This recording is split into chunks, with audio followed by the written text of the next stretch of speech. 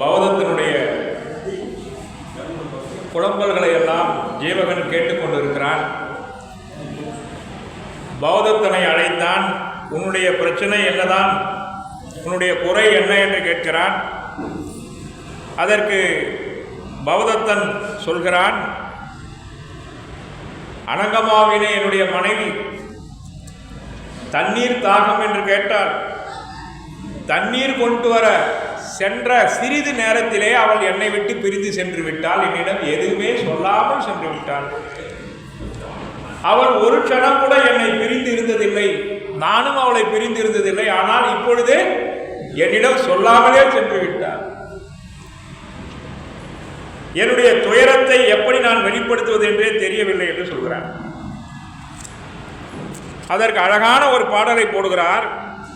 குழைகொள் வார்முகத்து கோல்வளைய காணான் குழைந்து அழுகின்ற, அழுறானா சார், மனைவி காணாத அழகன் சொல்லும் அணிசை கோதை காமமும் கண்டும் கேட்டும் உழவு தோளான் முருவடி தீங்கே இருந்த நீ என்று இளையச் சொல்லி இணையால் இளையானை எய்தினானே. இந்த வார்த்தை ரொம்ப அழகான வார்த்தை. இளையச் சொல்லி இணையான் இளையானை எய்தினானே. இணையான்னா பௌத்தன், இளையான்னா ஜீவகன். ரெண்டு வார்த்தை பக்கத்தில் போட்டிருக்காரு.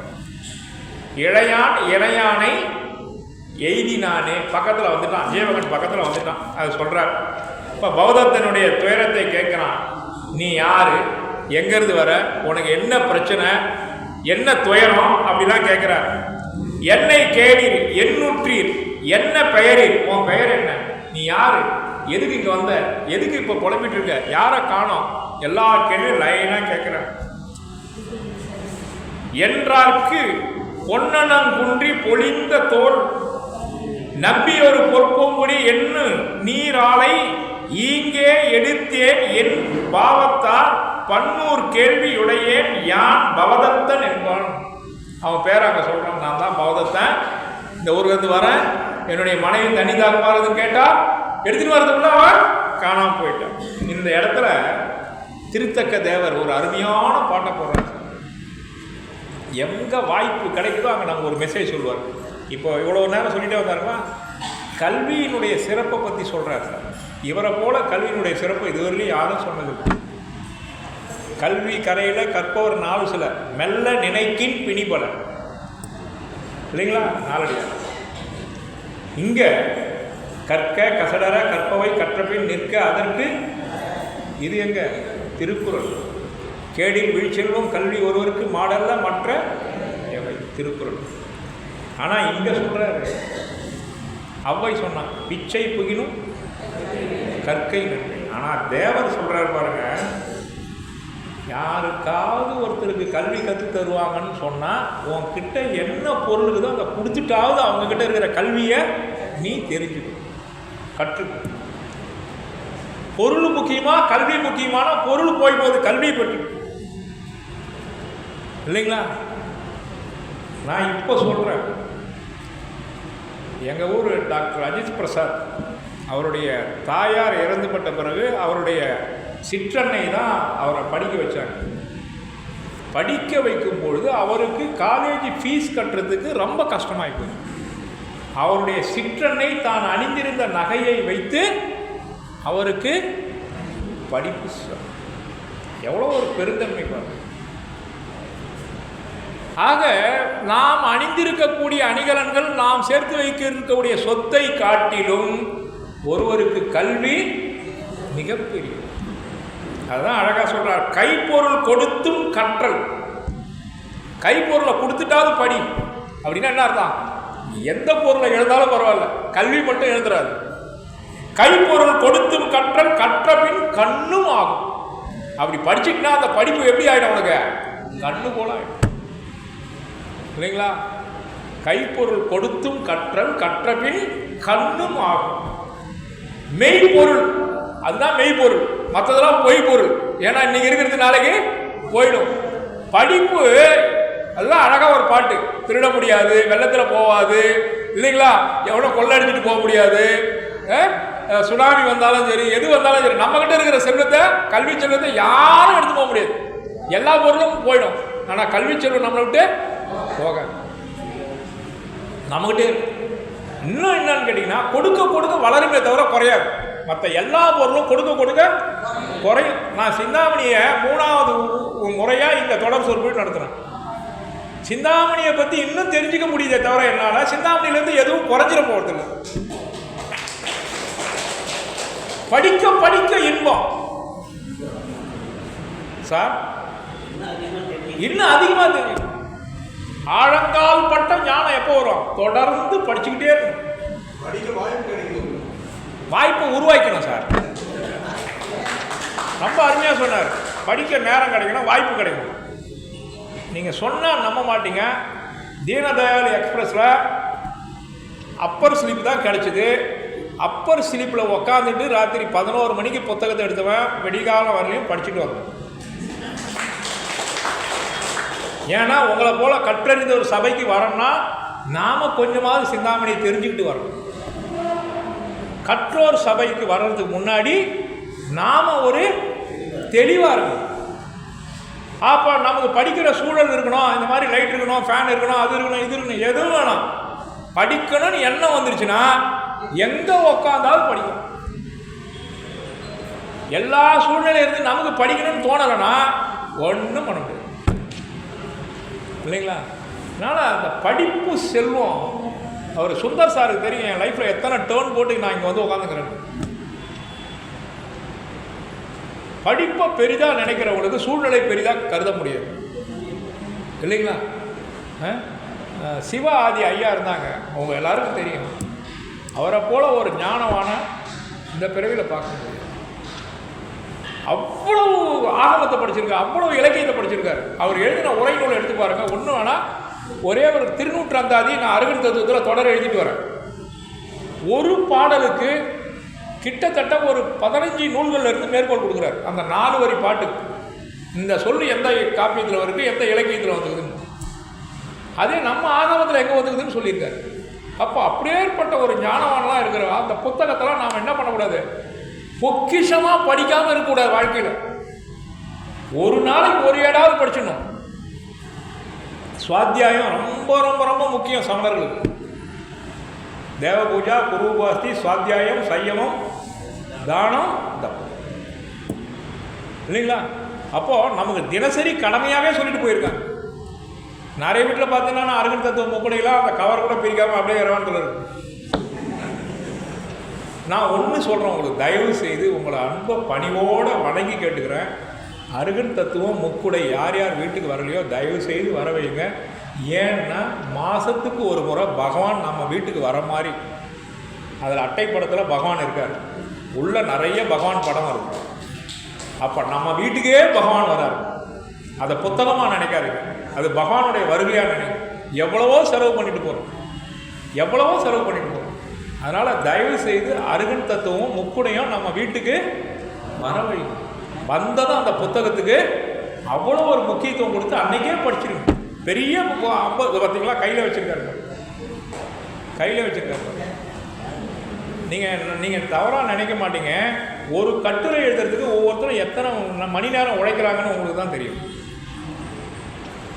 அறம்பூரும் அவிரோதி ஆழ்வாரும் கட்டுரை எழுதிட்டு நான். முதல் குறளின் பொருள் என்னன்னு அவர் நம்ம ஜம்புகுமார் சாஸ்திரியார் குறளுக்கு விளக்கம் எழுதிட்டு வர்றாரு. இப்படி ஒவ்வொருத்தரும் ஒவ்வொரு விதமான அறிவுகளை அங்கே கட்டுரையாக கொடுத்துருக்காங்க.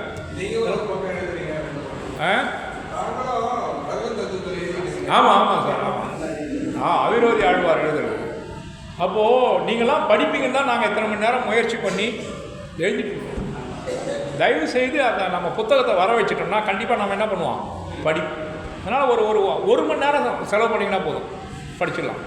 அதனால் ஆகமம் பயில்வது ரொம்ப ரொம்ப முக்கியம், ரொம்ப ரொம்ப முக்கியம். அந்த பகவான் படத்தோடு நம்ம வீட்டுக்கு வர்றதை வரவேற்கணும். நாம் அது அருகன் தத்துவமாக முக்குடையாக மட்டும் நினைக்காதீங்க, பகவானுடைய வருகையாக நினைங்க. வந்ததும் அந்த புத்தகத்தை படி. நம்மளை நம்பி தான் அந்த புத்தகம் அனுப்புகிறாங்க, புத்தகத்தை போடுறாங்க.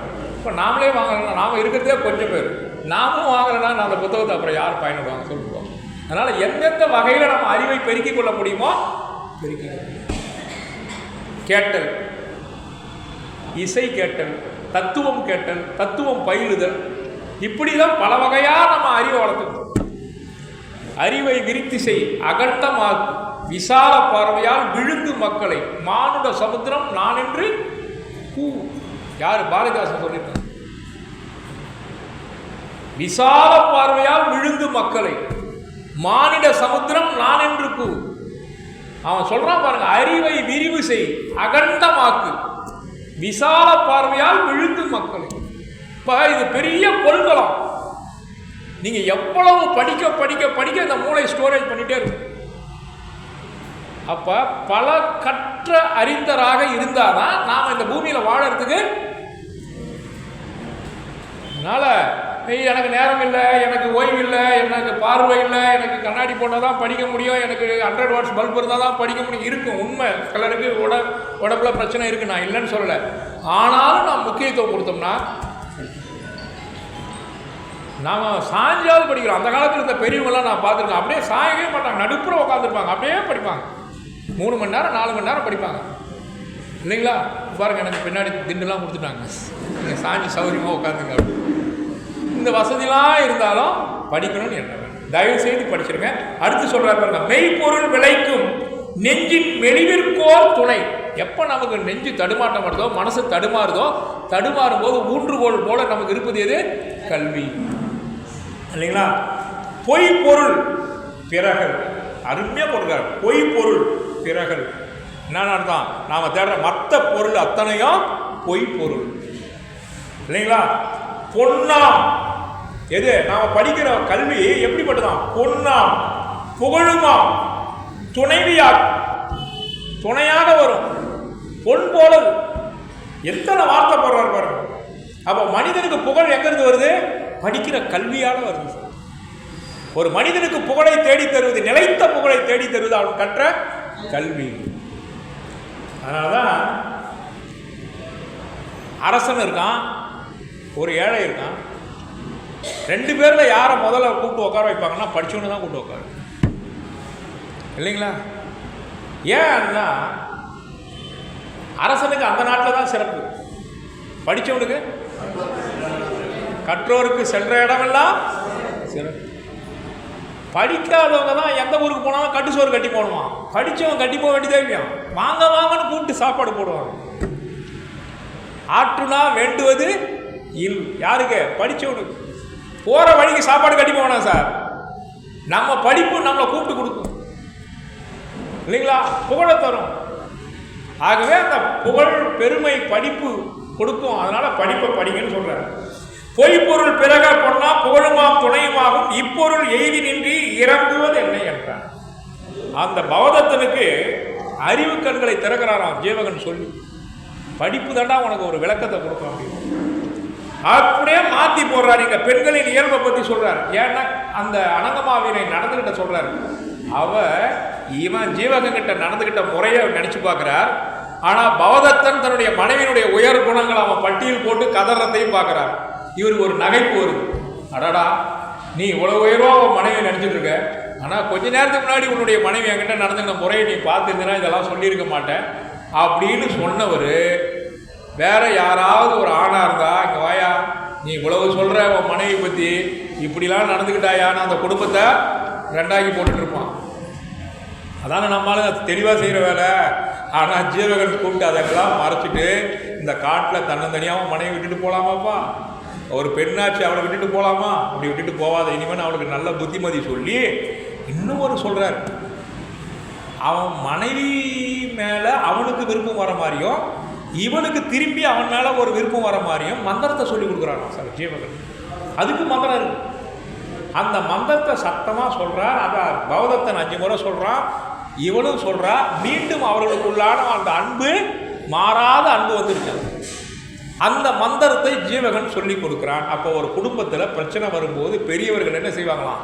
அவர்கள் செய்த தவறுகளை மறைத்து மீண்டும் அவர்களை நல்ல நிலைக்கு கொண்டு போகணும். இப்போ ஜீவகன் எவ்வளோ ஒப்பற்ற ஒரு மனிதனாக திகழ்கிறான்றத இந்த பவதத்தன் அனங்கமாவினை நிகழ்ச்சியில் நீங்கள் மறக்கவே கூடாது.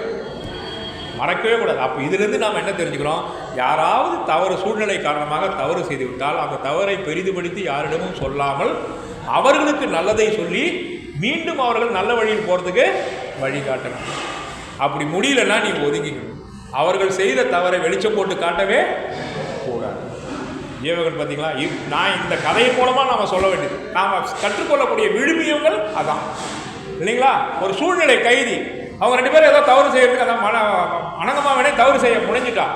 தவறிலிருந்து அவளை மீண்டும் கொண்டாந்து குடும்பத்தை ஒன்று சேர்த்து வைக்கிறார். இந்த பெருந்தன்மையான குணம் நமக்கு வர வேண்டும் என்று சொல்கிறார். அடுத்தது பாருங்க, பெண்களின் இயல்பை சொல்றார். அன்பு நூலாக இன்சொல் அலர்த்தொடுத்து அமைந்த காதல். அன்பையே நூலாக, இனிமை நிறைந்த சொல்லியே அதில் இருக்கிற மலர் மாலையாக, பொருத்தமான அன்பு என்னும் சாந்தினால் மெழுகி இன்ப வேட்கை என்னும் அம்மாலையை பகற்பொழுதிலும் நாம் சூட்டி இருந்தாலும், பெண்களுக்கு நாம் சூட்டி இருந்தாலும், சில பெண்கள் எக்ஸம்ஷன், நான் இங்கே இருக்க யாரையும் சொல்கிறேன், சில நேரங்களில் சில பெண்களை பற்றி சொல்கிறாருங்க. அவர்கள் அந்த மாதிரி அன்பை காட்டினாலும் அன்புக்கு மாறாக நடக்கக்கூடிய குணம் கொண்டவர்களும் இருக்கிறார்கள் அப்படி சொல்கிறார். அடுத்து பாருங்க, அதுதான் சொல்லுவார், பாம்பு போகிற திசை இல்லைங்களா, பாம்பு போகிற திசை, மின்னல் போகிற திசை, இதெல்லாம் அறுதிட்டு சொல்லவே முடியாது. எந்த பக்கம் எப்படி மாறும் மின்னல்னு சொல்ல முடியாது. பாம்பு எந்த திசையில் போகிறது திரும்பி எப்படி போகும்னு சொல்ல முடியாது.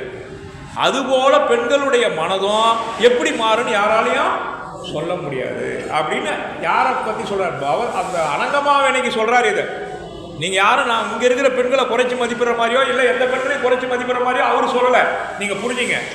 பெண்ணென படுவகேன்மோ பீடில பிறப்பு நோக்கா உன்னிரை உடைய வல்லா 1000 மனத்தவாகும். அது சில நேரத்தில் 1000 மனசு வருமா அவங்களுக்கு? 1000 மனத்தவாகும். உன்னிரை உடைய வல்லா 1000 மனத்தவாகும். எண்ணி 10 அங்கை இட்டால், எண்ணி 10 அங்கை இட்டால் இந்திரன் மகளும் ஆங்கே வெண்ணெய் குன்றெறியார் போல வெளிந்து பின் நிற்கும் அன்று. இந்திரன் வீட்டில் எவ்வளோ செல்வம் இருக்கும், அவன் மகளா இருந்தா கூட காசுன்னு சொன்ன பிற்பாடு மனம் மாறிடுமா.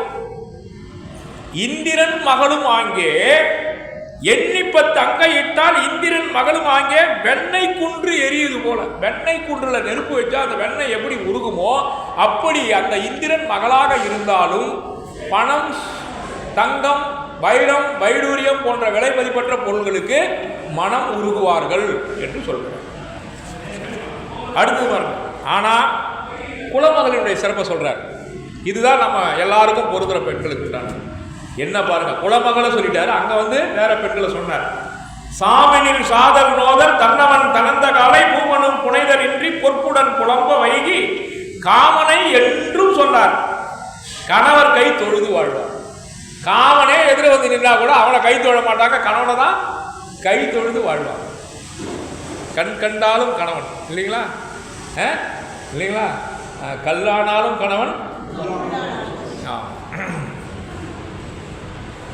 அப்போ அழகா சொல்ற சாமனில் சாதல். கணவன் உயிர் திறந்துட்டானா மனைவி இனிமே உயிர் வாழ உயிரை விட்டுருவாளாம். சாமனில் சாதல் நோதல் தன்னவன் தனந்த காலை. வீட்டுக்காரருக்கு ஏதாவது ஒரு வருத்தம் வந்துச்சு, துன்பம் வந்துச்சுன்னா இவனும் துன்பப்படுவாளாம். எனக்கு என்ன கிடையாது, உன் வீட்டு துன்பம்டான்னு விட்டுட்டு இவன் தான் என்ன பண்ண மாட்டாங்க, ஹாயா டிவி பார்த்துன்னு இருக்க மாட்டாங்க. கணவன் துன்பப்பட்டா அவனுக்கு முன்னாடி கண்ணீர் சிந்துறதுக்கு மனைவியா இருக்கும். என்ன ஆச்சு, என்ன ஆயிட போகுது, வாயா நான் பார்த்துக்கிறேன், நான் இருக்கேன்ல கூட. அப்படி மனைவி தேற்றவர்களாக இருக்க வேண்டும். அப்போதான் வெந்த புண்ணில் வேல் பாய்ச்சுற மாதிரி பேசிடக்கூடாது. நான் அப்போவே சொன்னேன் இல்லையா, அவன் வீட்டு ஜனங்களை நம்பாத, அழுத்த அறுத்துருவாங்கன்னு. உன் தங்கச்சி சரியான ஆள், முதல்ல அங்கே நிற்பாங்க இல்லையா. ஆக அப்படி சொல்லாமல் கணவன் துன்பப்படும் போது கணவனுக்காக இறங்குதல் தான் நல்ல பெண்களுக்கு அழகு. அப்போ சாமனில் சாதல் நோதல் தன்னவன் தனந்த காலை பூமனும் புனைதல் இன்றி பொற்புடன் புலம்ப வைக்கு. கணவன் பிரிஞ்சு போயிட்டான்னா, கணவன் துன்பத்தில் இருக்கிறனா அப்போ ஒப்பனை பண்ணிக்கிறது தவறு இல்லைங்களா. கணவன் துன்பப்படும் பொழுது நாம மிகப்பெரிய அலங்காரம் பண்ணிக்க கூடாது. பூமனும் புனைதல் இன்றி பொற்புடன் புலம்ப வைகி காமனை என்றும் சொல்லார். மிகப்பெரிய அழகன் யாருன்னா காமதேவன் தான் சொல்ல மாட்டான், என் வீட்டுக்காரர் தான் அழகு. எந்த பெண்ணா சொல்றாங்களா? சொல்லணும். காமனை என்றும் சொல்லார் கணவர் கை தொழுது நிற்பார். கணவர் கை தொழுது நிற்பாங்க. காலையில் எழுந்ததும் கணவனுடைய காலை தொட்டு கும்பிடணுமா? நடக்கிற கதையா சொல்லுங்கய்யா. அந்த மனுஷனை நானா இருக்க வச்சு குடும்பம் பண்ணிக்கிறேன். வாட்சுது பாரு எனக்குன்னு. ரைட். அப்போ சொல்கிறாராம், இதெல்லாம் சொல்லிட்டு இந்த மனைவியுடைய சிறப்பை சொல்லினே தான் பாருங்க ஜீவகன். அப்போ பௌத்தத்தை சொல்கிறான், என் மனைவி அப்படி தாங்க, நான் சொன்னால் செத்துக்கிடுவோம், எனக்காகவே உயிர் வாழும், எனக்காக உயிர் வச்சுருக்கான் அப்படிலாம் சொல்கிறான். ஜீவகனுக்கு சிரிப்பு ஒரு பக்கம் வருதான், நமக்கு வர மாதிரி. பௌத்தன் பிரிவு துயரால் புலம்புறானா. எப்படியா பௌத்தன் சொல்கிறான், இங்கே பாரு, ஒரு அம்பு, அந்த அம்பு போகிற திசையில் நீ போ, அந்த அம்பு இருக்கிற இடத்த நீ போகிறதுக்குள்ள அவன் மனைவி வந்துடுவான். நான் சொல்கிற மந்திரத்தை சொல்லிக்கினே போ அப்படின்னு சொல்லி மந்திரத்தையும் சொல்லி அம்பு விடுறதுக்கும் சொல்லி அந்த அம்பு விடுறானா, அந்த அம்பு போய் பட்ட இடத்துல அனங்கமாவனே நிற்கிறாளாம். ஆஹா, உண்மையை சொல்லிட்டான் ஜீவகன், எவ்வளோ பெரிய உதவி செய்திருக்கான் என் வாழ்க்கையில் சொல்லிட்டு அந்த மந்திரத்தை சொல்லினே போகிறான். அதை அவன் செவிமடுக்கிறாளாம். அவளுக்கு மீண்டும் பௌத்தத்தின் மேலே அன்பு வந்துருந்தான். அப்போ மாறா அன்பு ரெண்டு பேரும் வந்ததுக்கு ஜீவகன் ஒரு காரணமாக இருக்கார். இது ஒரு கிளை கதை. இந்த கிளை கதைக்கும் அனங்காவது குணமாலையார் இளம்பகத்துக்கோ இல்லை கனகமாலையார் இளம்பகத்துக்கோ எந்த விதமான தொடர்பும் இல்லை. கிளை கதையின் மூலமாக நம்மளை என்ன பண்ணுறாரு, மெருகூட்டுறாரு. கிளை கதையெல்லாம் ஏன் வைக்கிறாங்கன்னு கேட்டால் இது மூலிமா ஒரு செய்தியை சொல்கிறார். ரெண்டாவது ஜீவகனுடைய குணத்தை சொல்லணும், அதன் மூலமாக நாம் சில செய்திகளை தெரிஞ்சுக்கணும். அதனால் கிளை கதைகளை தேவைக்கு ஏற்ப தலைமை பாத்திரத்தினுடைய சிறப்புகளை உயர்த்துவதற்காக ஜீவகன் கதையாக கூட ஒப்புமைப்படுத்தக்கூடிய சில கிளை கதைகளையும் சொல்லிட்டு போவார். அப்படி இந்த இடத்துல வரக்கூடிய கதை ஜீவகனுடைய காப்பியத்திலே வரக்கூடிய கிளை கதை தெரிஞ்சுங்க. ரைட். இன்னொரு கிளை கதை இருக்கு. இது பௌத்தன், அதாவது ஜீவகனுடைய முற்பிறவி, அது ஒரு கிளை கதை. அனங்கமாலைக்கு வேடம் புனைவான், அது ஒரு கிளை கதை. இப்படி நிறைய கிளை கதைகள் இதில் வருது. அடுத்தது பாருங்க, ஜீவகன் அவங்க ரெண்டு பேரையும் விட்டுட்டு அவன் அடுத்த தன்னுடைய பணிக்காக போகிறான். அறிவு கண்களை திறப்பதே கல்வின்னு அழகாக சொல்லிட்டாரு. அதுக்கடுத்து பார்த்தீங்கன்னா பௌத்தன் பிரிவு துயரால் புலம்பிட்டு இருக்கான். மீட்டு வச்ச ஒருபாடு ஜீவகன் சொன்ன மந்திரத்தை சொல்லிட்டு போகிறாங்க. பௌத்தனுக்கு ஆசை வந்துடுச்சு. அதுபாடு ஜீவகன் அவங்க எல்லாரையும் பிரிச்சுட்டு இப்போ பாருங்கள், நேரம் வந்த உடனே அருகனை வணங்க துடிச்சார். ஜீவகன் அந்த இடத்துல செய்ய வேண்டிய கடமைகளை செய்த உடனே அருகனை துதிக்க தொடங்கிட்டார். இந்த பாடல் பாருங்க, ரொம்ப அற்புதமான பாடு.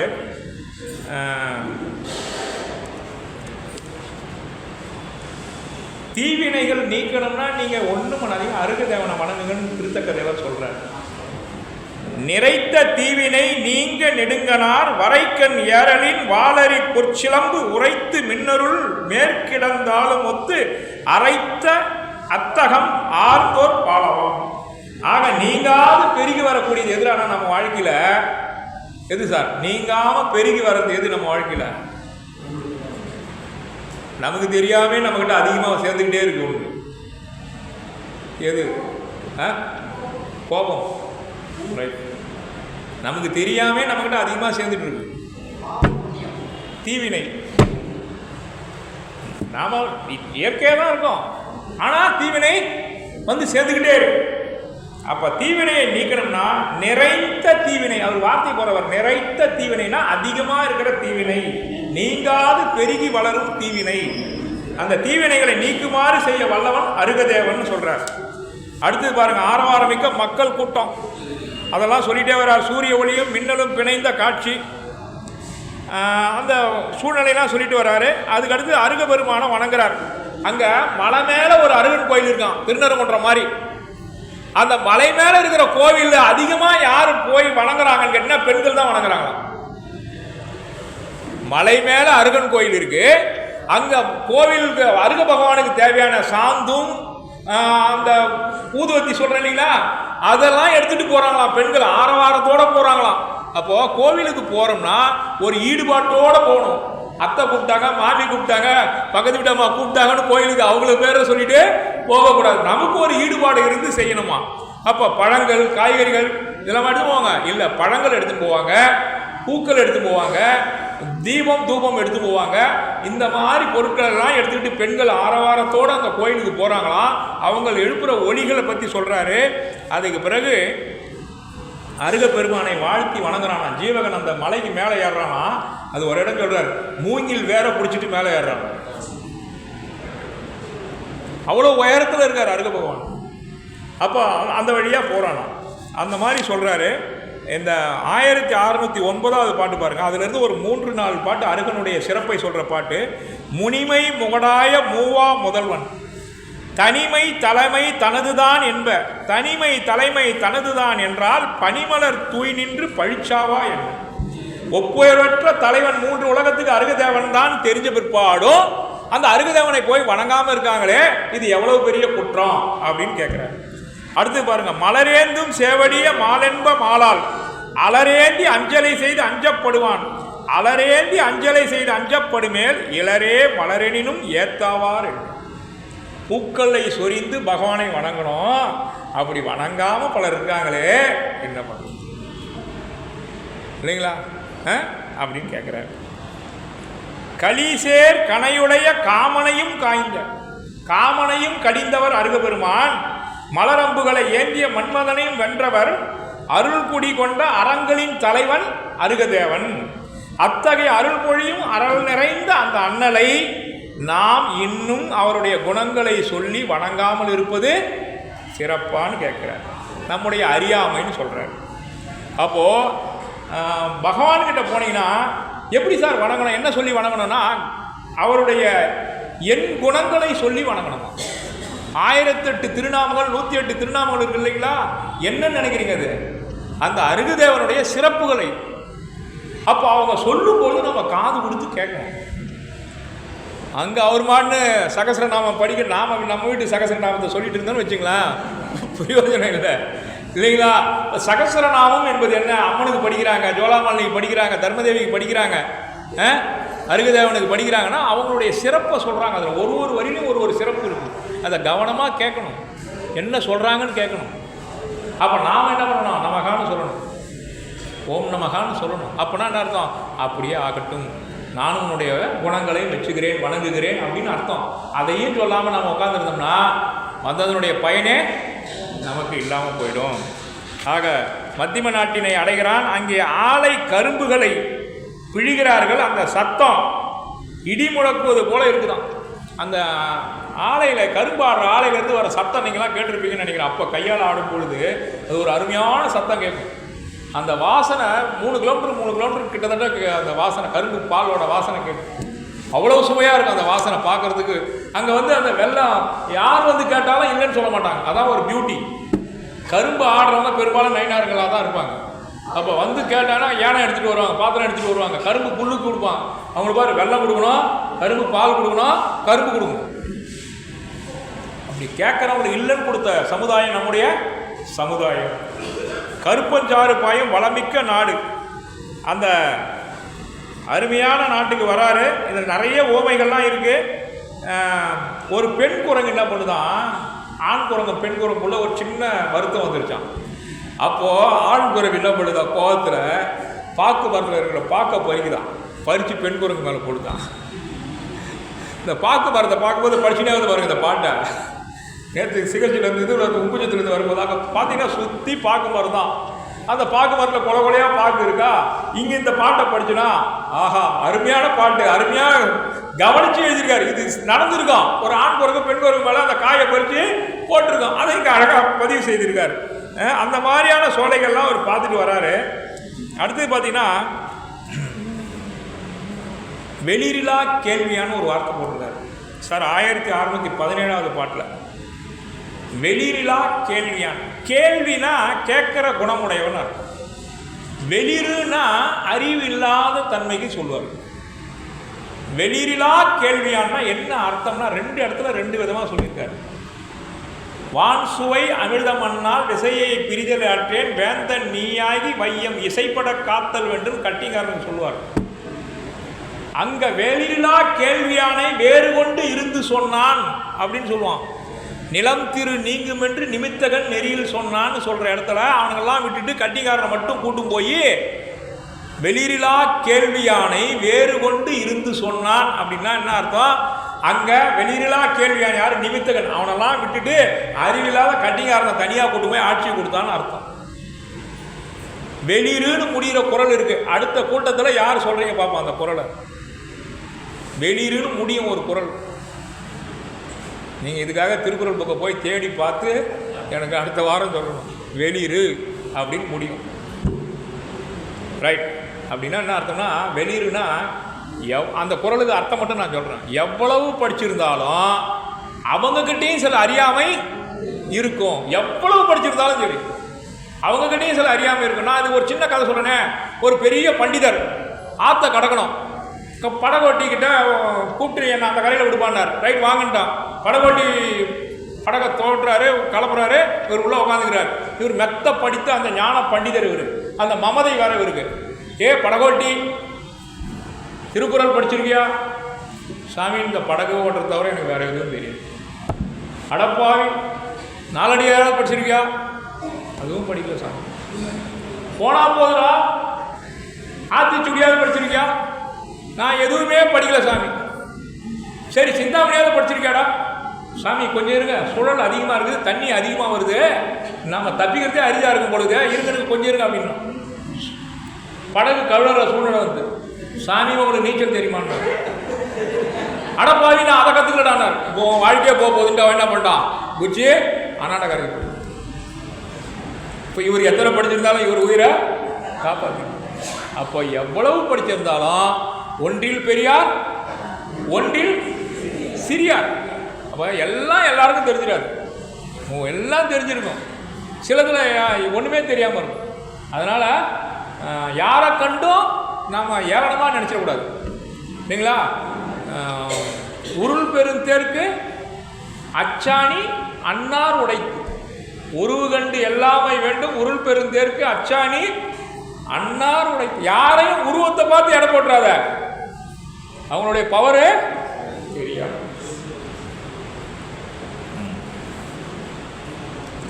இங்கே தான் சொல்கிறார், வெளியிலா கேள்வியான் விருப்போடு எய்தினான்னு சொல்கிறார்.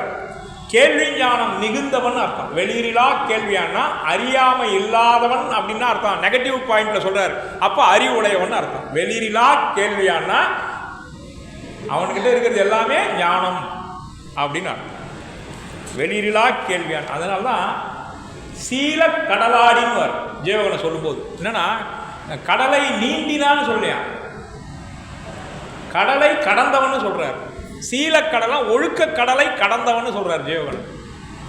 எவ்வளோ பெரிய விஷயம் பாருங்க. அடுத்தது ஜீவகனுக்கு பதில் உரைத்த மணமகன் அந்த வழியாக போயிட்டே இருக்கான். ஒரு கல்யாணம் ஆனவன் வரான் அந்த வழியில். அவன் என்னன்றான், நான் சாப்பிட்ற நேரத்தில் உன்னை பார்த்துட்டேன், வா என்ன கூட சாப்பிடணுன்றான். நீ யார், எங்கேருந்து வரான்னு கேட்கணும். ரொம்ப அற்புதமான ஒரு பாட்டு அது.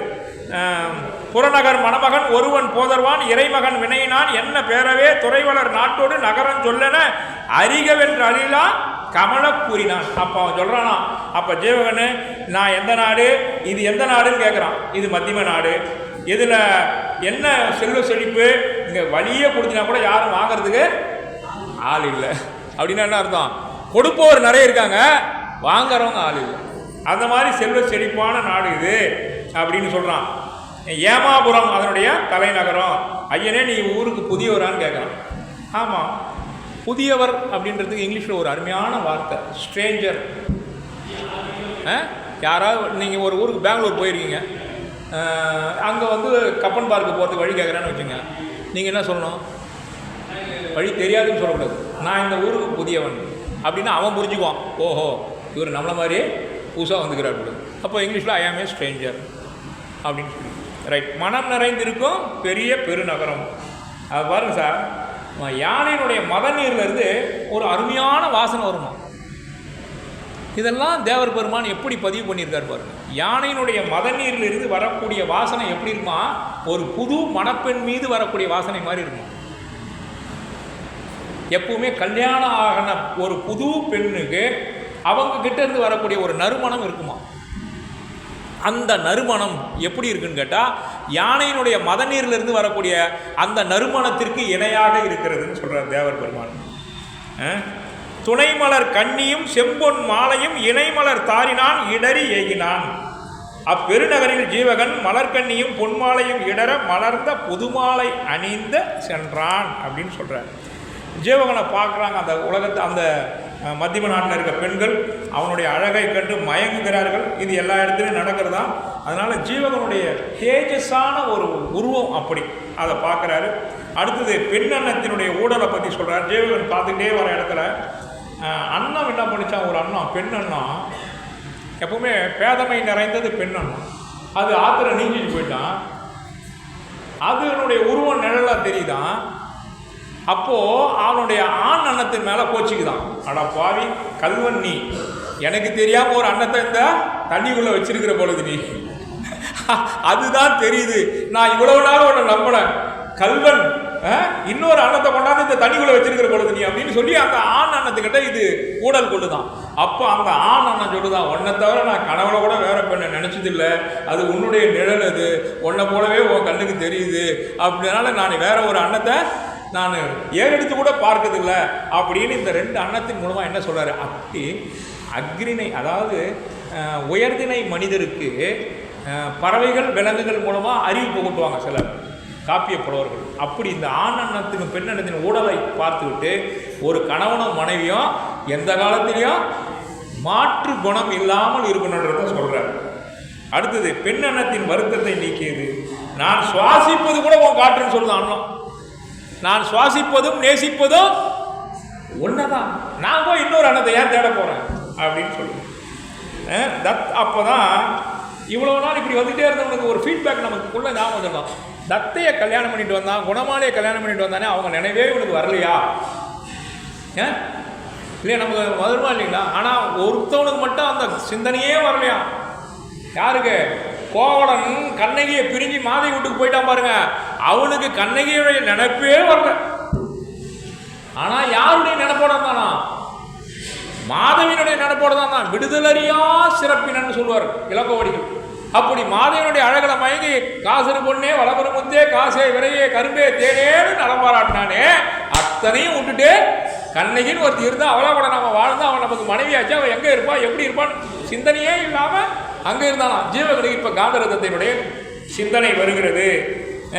தத்தையினுடைய கனிந்த எண்ணத்தை பார்க்குறான், தத்தையுடன் கொண்ட ஊடலை எண்ணுகிறான், தன்னையான் முகத்தை நோக்கி. இதுதான் அருமையான பாட்டு சார், ஒரு சினிமா பாட்டு கூட வருது.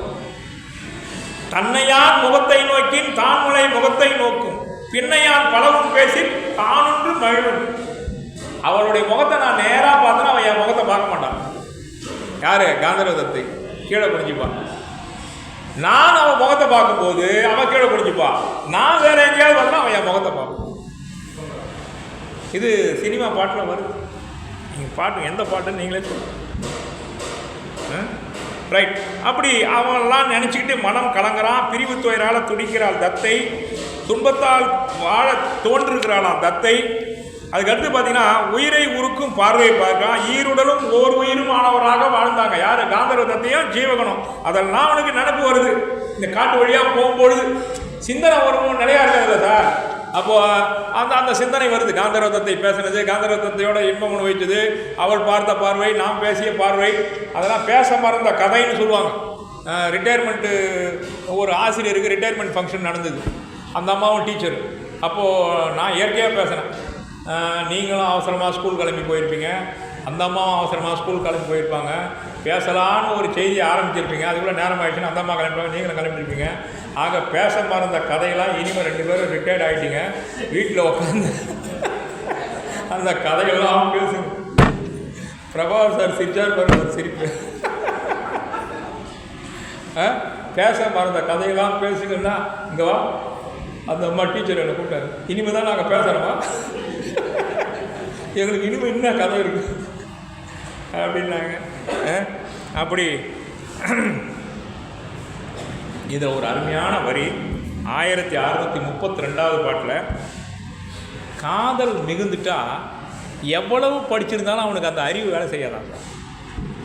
நீங்கள் நிறைய பேப்பரில் பார்க்கலாம், பெரிய பெரிய அதிகாரிலாம் சீட்டு கட்டு சரிகிற மாதிரி சரிஞ்சிடும் வாழ்க்கை. அதுக்கு இங்கே சொல்கிறார் தேவர், காதல் மிக்குழி கற்றவும் கை கொடா.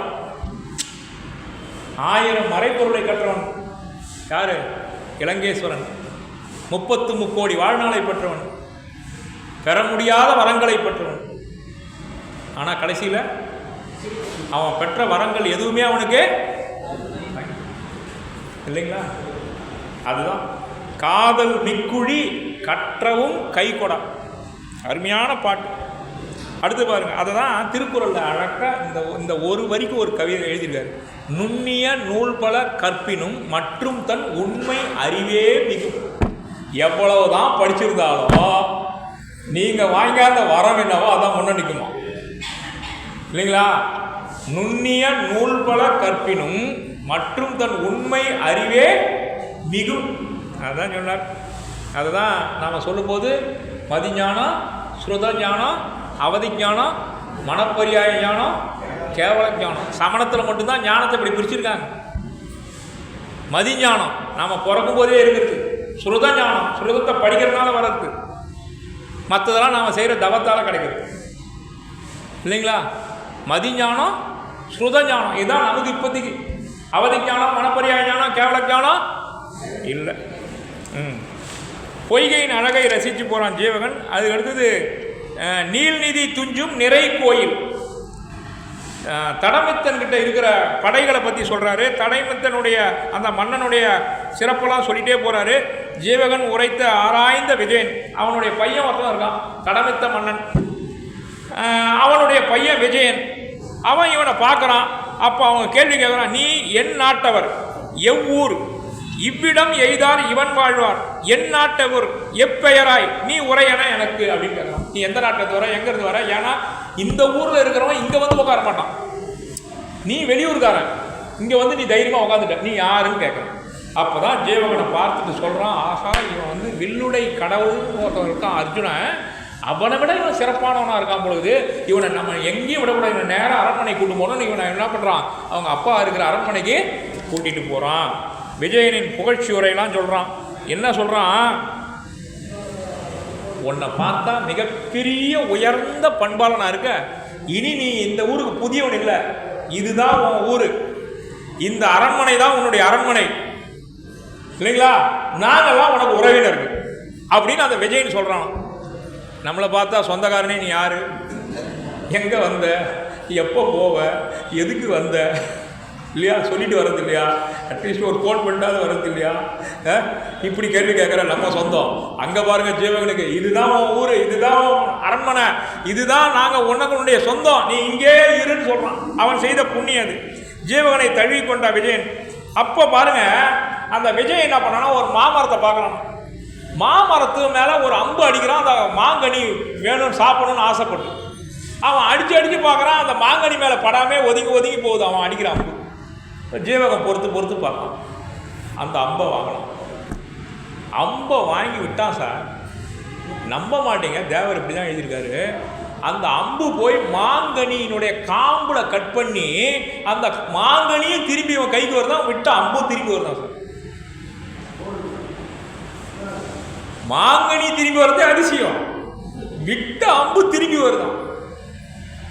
என்ன மாதிரி பாட்டு எழுதியிருக்காரு பாருங்க சார். வன்சிலை கொண்டவாறும், வார்கனை தொடுத்தவாறும், கண்கனை வைத்தவாறும், கர்சை தோல் இருந்தவாறும், தின்சரம் விட்டவாறும், சென்றகோல் போந்தவாறும், கண்டலாம் வியத்து நோக்கி வில்லுடை கடவுள் என்றான். டே, நான் வில்லுக்கு ஒரு கடவுள் இருக்கான்னு கேள்விப்பட்டிருக்கேன், நீ நேரா பார்த்துட்டேன். இன்னைக்கு நான் நேரா பார்த்துட்டேன். அந்த பாட்டு எப்படி அந்த சந்தத்தை எப்படி போட்டிருக்காருன்னா, அம்பு எவ்வளோ வேகமாக போகுமோ அவ்வளோ வேகமாக திரும்பி வர மாதிரி அதுக்கு ஏற்ற மாதிரி வார்த்தையை போட்டு எழுதியிருக்காரு பாருங்க. அதான் சார் கம்பன். கம்பன் எங்க எடுத்தான்னா இங்க திருத்தக்கதவர்கிட்ட வந்து எடுத்தான். வன்சிலை கொண்டவாறும், வார்கனை தொடுத்தவாறும், கண்கனை வைத்தவாறும், கல் செய் தோல் இருந்தவாறும், தின்சரம் விட்டவாறும், செற்றகோல் போந்தவாறும், கண்டலாம் வியந்து நோக்கி வில்லுடை கடவுள் என்றான். அந்த அம்பை எடுத்தானே, அந்த அம்பை பிடிக்கிற வழி, அந்த வில்லை எடுத்தா பாருங்க, வில்லு எடுக்கிற ஒரு அழகு, அதில் அம்பை பொறுத்துற ஒரு அழகு. அந்த அம்பை பிடிக்கும் போது அவன் கண் பார்வை அந்த நுனியில போய் நிற்குது பாருங்க, அந்த அழகு. அந்த அம்பை இழுக்கும் போது அவனுடைய தோல் கல் தோல் போல நிற்குது, ஒரு மிகப்பெரிய மலை போல நிற்குது. அந்த விட்ட அம்பு திரும்பி வருது சார், போனது தெரியல, வந்து திரும்பி வருது மாங்கனியோட. இதை ஒரு கவி எழுதுகிறார் பாருங்க, எவ்வளோ அழகாக எழுதுகிறார் பாருங்க. வன்கனை வன்சிலை கொண்டவாறும், வார்கனை தொடுத்தவாறும், கண்கனை வைத்தவாறும், கர்சை தோல் இருந்தவாறும், தின்சரம் விட்டவாறும், சென்றகோல் போந்தவாறும், வில்லுடை கடவுள் என்றான் கண்டபோது. அதெல்லாம் பார்த்த உடனே இவன் தான் வில்லுடை கடவுள்னு சொன்னான். இந்த பாட்டை மட்டும் புத்தகம் திரும்பி பாருங்களா. வன்கனை வைத்தவாறும் சொல்ல முடியுமா?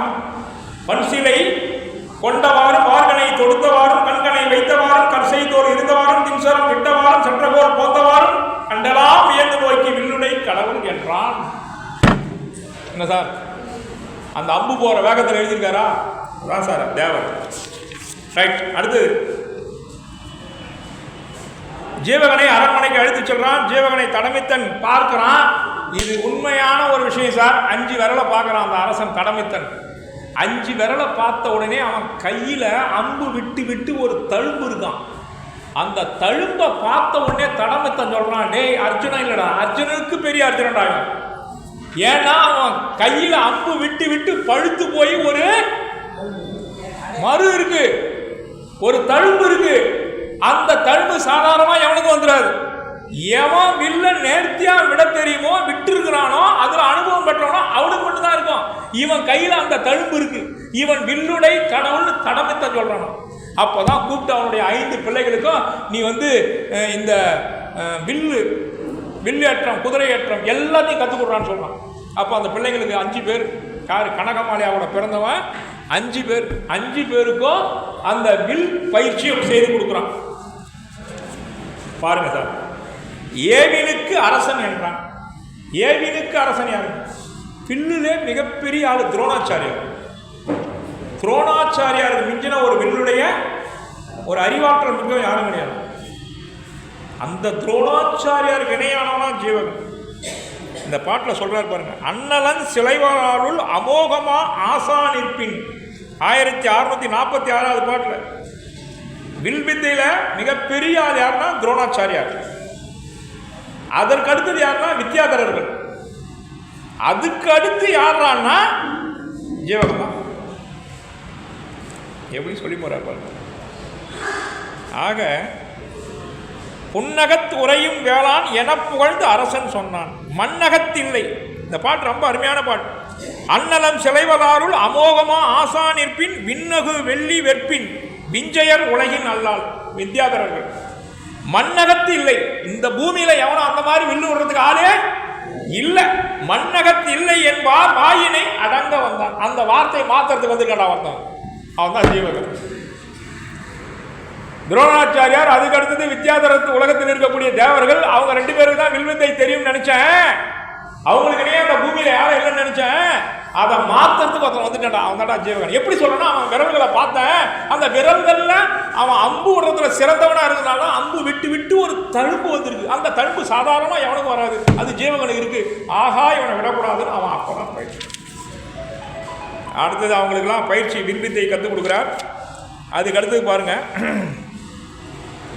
அப்போ ஓய்வு நேரத்தில் அழகாக ஒரு மாலை தொடுக்கிறான் நான் ஜீவகன். அதில் வித்தக்காரனாக இருக்கான் சார். இவன் வில்லு விடுறதுல மட்டும் பெரிய ஆள் இல்லை சார், பூக்களை கொண்டு மாலை தொடுக்கிறதுலையும் வில்வித்தக்காரனாக இருக்கான். அந்த மாலையை தொடுக்கிறான்னா அதில் அரும்பு எடுத்து அதில் ஒரு செய்தி எழுதுறான்.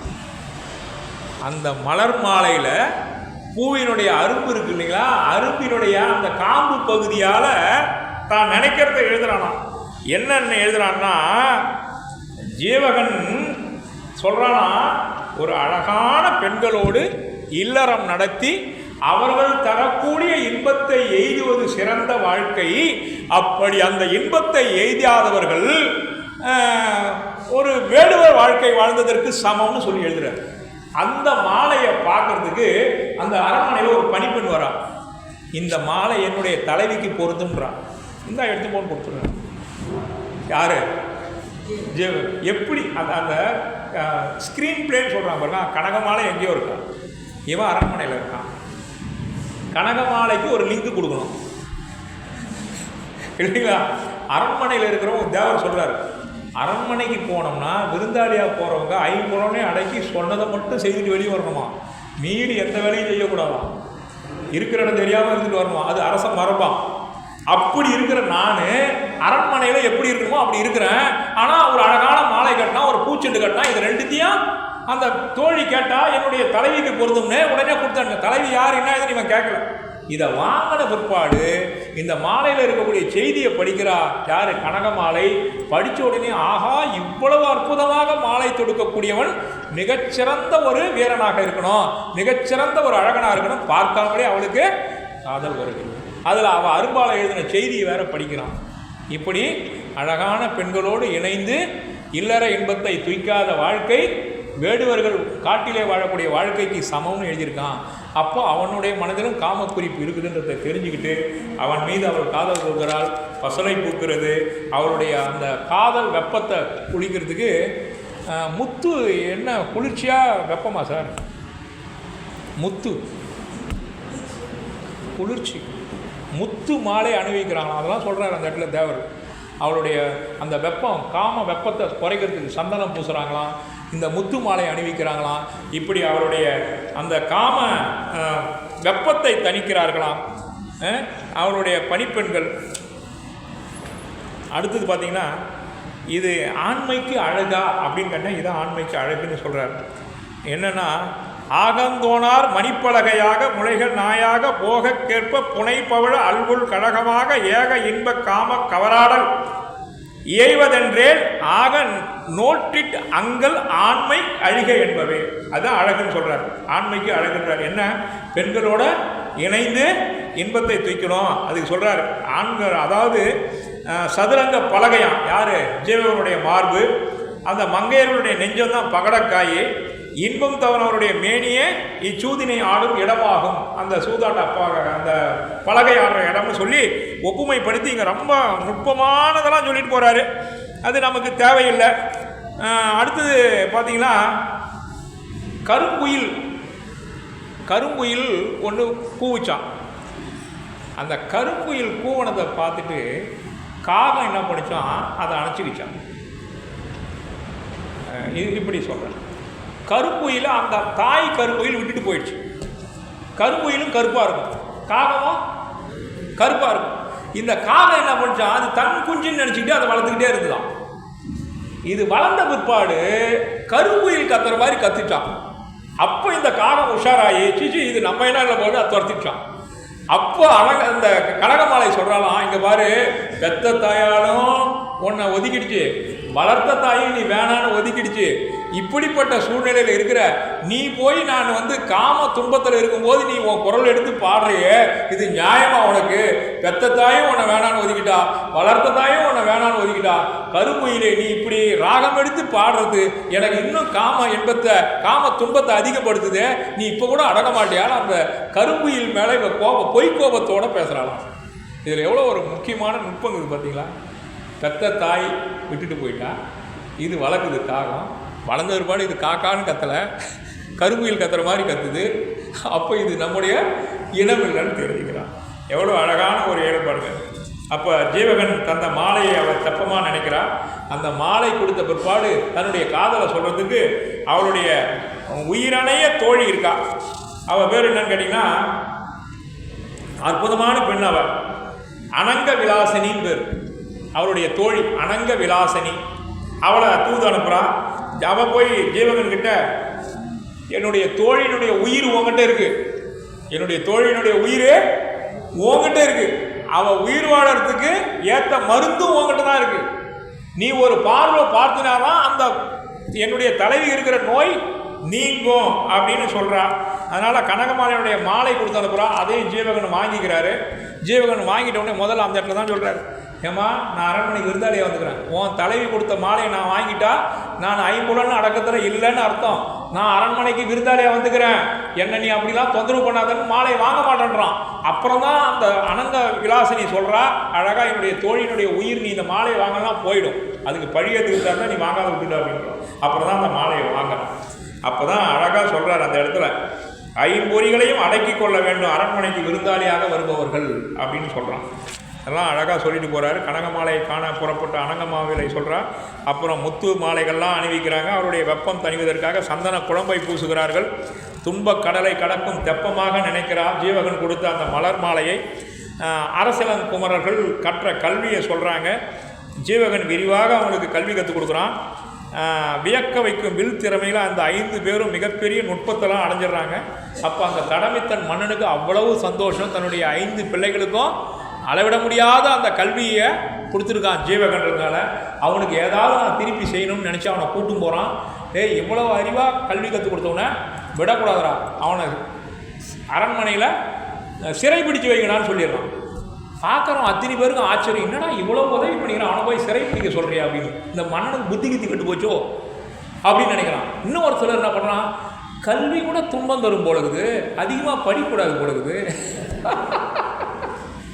ஜீவகன் அதிகமாக படிச்சுட்டான், எல்லாத்தையும் சொல்லி கொடுத்துட்டான், அது கூட தப்பு போலகுது. இந்த மாங்காமடை அரசன் அவனை போய் சிறை செய்ய வைக்கிறானே அப்படின்னு பார்க்குறவங்களாம் பயந்து வியந்து போய் பார்க்குறாங்களாம். அப்போ தான் அந்த தடமித்த மன்னன் ஜீவகனுடைய தோளில் கையை போட்டுட்டு தனியாக கூட்டும் போய், நீ செய்திருக்கக்கூடிய உதவி அளவிட முடியாதது, என் பிள்ளைகள் அத்தனை பேருக்கும் எல்லா வித்தையும் கற்றுக் கொடுத்துருக்க, அதுக்கு பிரதி உபகாரமாக நான் ஒன்றே ஒன்று செய்யணும்னு நினைக்கிறேன், என் பெண்ணை கல்யாணம் பண்ணிக்கிறேன். சொன்ன உடனே அவனும் ஏற்றுக்கொள்கிறான். கனகமாலையை ஜீவகனுக்கு மிக சிறப்பாக மேலதாளங்கள் முழங்க உங்கள் கண்முன்னால் ஜீவகனுக்கும் கனகமாலைக்கும் இனிதே திருமணம் நடைபெறுகிறது. வாழ்க ஜீவகன், வாழ்க வாழ்க வாழ்க என்று சொல்லி நீங்கள் எல்லாம் மஞ்சள் அரிசி போடுற மாதிரி நினச்சிக்கிட்டு ஜீவகனுக்கு கனகமாலையை மனம் முடித்து தருவீர்கள். ரொம்ப மகிழ்ச்சி. அவர்கள் மனம் முடித்த கையோடு கணவனும் மனைவியுமாக இன்பம் வைத்திருக்கிறார்கள். பிறகு அவர்களுடைய வாழ்க்கையில் என்ன நடக்கிறது என்பதை அடுத்த கூட்டத்தொடரிலே பார்ப்போம். இதுவரை கனகமாலையினுடைய திருமணத்திற்கு வருகை தந்து வாழ்த்திய சுற்றமும் நட்பும் உங்கள் அத்தனை பேருக்கும் மிகச்சிறந்த பெண் வீட்டார் பிள்ளை வீட்டார் சார்பாக நானே நன்றி தெரிவித்துக் கொள்கிறேன். இருந்து விருந்து உண்டு செல்லுமாறு அன்போடு கேட்டுக்கொள்கிறேன். நன்றி, வணக்கம். ஏன்னா ஒரு அன்பு வேண்டுகோள், 6 மணிக்குள்ளாக நீங்கள் முடிச்சிடணும் கல்யாணத்தை அப்படின்னாரு ஒருத்தர். அதனால் மந்திரத்தை வேக வேகமாக ஓதிட்டேன். அதனால் ஒரு 5 நிமிஷம் இருக்கும்போதே முடிச்சிடணும்னு நினச்சேன். அதனால் தயவுசெய்து உங்களுடைய கொள்கை கோட்பாடு மீறாமல் இரவு உண்ணாமை கடைபிடிக்க வேண்டும் என்பதற்காக விரைந்து இந்த திருமணத்தை முடித்து விட்டேன். செவிகொடுத்து கேட்ட உங்கள் அத்தனை பேருக்கும் மனமார்ந்த நன்றி, வணக்கம்.